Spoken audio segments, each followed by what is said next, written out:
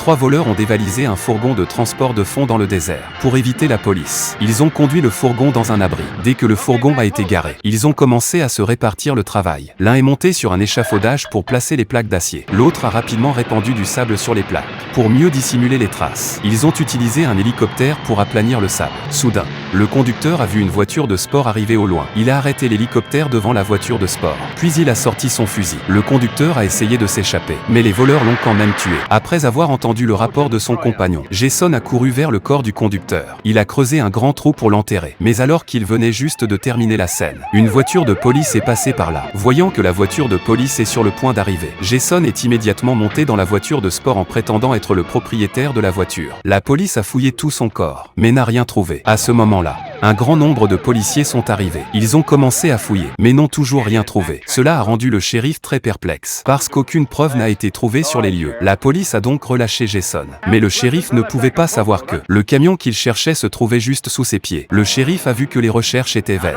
Il a ordonné à tous les officiers de se retirer. Jason, qui observait de loin, en a profité pour se faufiler à nouveau dans la sablière. Mais il ne s'est pas rendu compte que son compagnon n'avait pas encore ouvert la porte. Ils ont soudain réalisé que la porte ne pouvait être ouverte que de l'intérieur, ce qui signifiait qu'il y avait encore des gardes dans la voiture.